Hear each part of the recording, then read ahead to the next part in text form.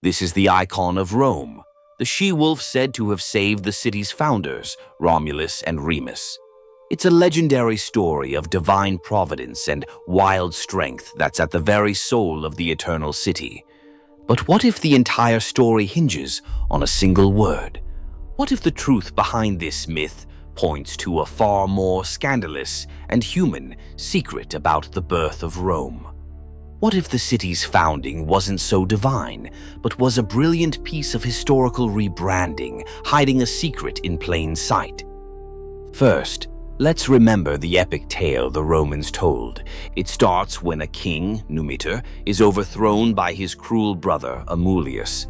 To eliminate rivals, Amulius forces the king's daughter, Rhea Silvia, to become a Vestal virgin, sworn to celibacy.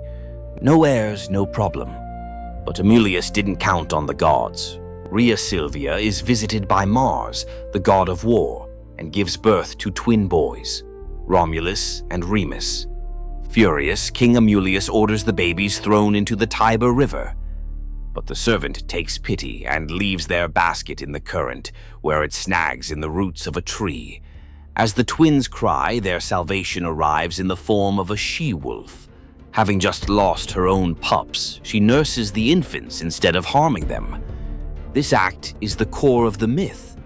They're eventually found by a shepherd, Faustulus, who raises the boys with his wife, Acca Larentia. It's the perfect origin story for a people destined to rule the world, the sons of a god, nurtured by a sacred animal. But it has a fascinating twist hiding just beneath the surface. The key that reframes this entire story is one Latin word, lupa. To a Roman, lupa meant she-wolf, but it had another, far more common meaning in street slang, prostitute. This isn't a modern guess. The Romans called brothels lupanaria, literally wolf dens. So, were Romulus and Remus saved by a wild animal, or is this a clever euphemism to clean up a grittier, more believable origin story? The theory, discussed since antiquity, is that the Lupa who found the twins wasn't an animal but a woman. This brings the shepherd's wife, Acca Larentia, back into focus. What if she was the Lupa all along? Let's reimagine the story. Two abandoned babies are found by a local prostitute, a Lupa. She takes them in, nurses them, and raises them with her husband. This version needs no miracles, just human compassion. But it creates a massive PR problem for a budding empire. Who makes a better symbolic mother? A sacred wolf sent by the war god, or a woman from the lowest rung of society? The answer is obvious. The story of the wolf took hold, laundering a messy origin into a powerful symbol, while the scandalous secret hid in plain sight within the word itself. This isn't a modern theory. The great Roman historian Livy, writing in the 1st century BC, discussed it openly. While telling the traditional myth, he notes that some believe the shepherd's wife, Acca Larentia, was a prostitute nicknamed She-Wolf, and that this is where the marvelous story originated. He tells the myth but winks at the more rational reality. This tells us the Roman elite were likely aware of the wordplay. The miraculous version was for public consumption and propaganda. The human version was a known possibility. Think about the timing. The first complete written accounts of this myth are from the late 3rd century BC, about 500 years after Rome's supposed founding.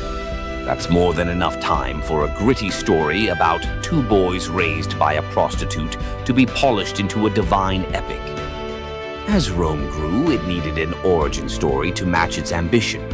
An origin involving a prostitute didn't fit the brand, but a god for a father and a she-wolf for a protector. That was a story worthy of an empire, providing a direct link to the gods and symbolizing military strength. So, does this Lupa Secret tarnish Rome's legacy? Not at all. In fact, it makes Rome's story even more incredible. It shifts the founding from a passive event of divine magic to an active one of human ingenuity. The Romans weren't just great conquerors, they were master storytellers who understood the power of narrative. They took a possibly sordid origin and spun it into golden legend. This reveals more about the Roman character than the wolf myth ever could. It shows a society obsessed with legacy and building an identity worthy of their ambitions. They understood that where you come from matters less than the story you tell about it. The symbolism of the wolf, fierce predator turned nurturing mother, was the perfect image for the virtues Rome wanted to project. The founding of Rome wasn't a lie in a malicious sense. It was a conscious act of myth-making. It was the first great Roman construction project, not of an aqueduct, but of a history built on the bedrock of a perfect story. For centuries, we've seen the Capitoline wolf as a symbol of divine protection, but now you can see the secret hidden within, the clever wordplay and the genius of a civilization that mythologized its own gritty start. History is never just facts, it's a story, and the best story often wins. If you enjoyed uncovering this secret history, subscribe and hit the notification bell for our next dive into the hidden truths of the ancient world, and let us know in the comments. Do you think the Lupa being a prostitute makes Rome's origin more or less impressive?